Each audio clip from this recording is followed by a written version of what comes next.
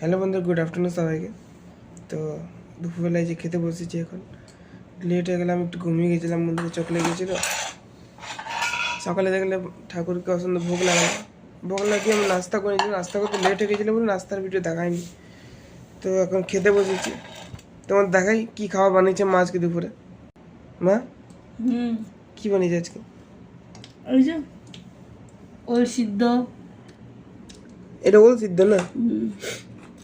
করলা চচ্চড়ি, এই যে বন্ধুরা করলা চচ্চড়ি মা বানিয়েছে, আর এই নারকেলের বড়া। এই নারকেলের বড়া।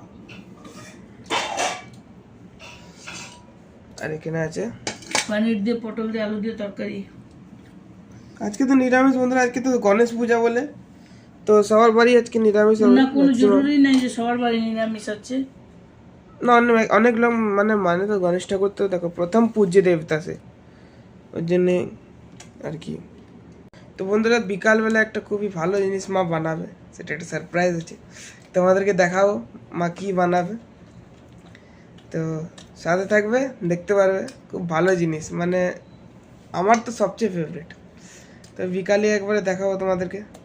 ঠিক আছে বন্ধুরা, খেয়ে নিই, লেট হয়ে গেছে অনেক। তোমরা ভালো থেকো, টাটা, বাই বাই।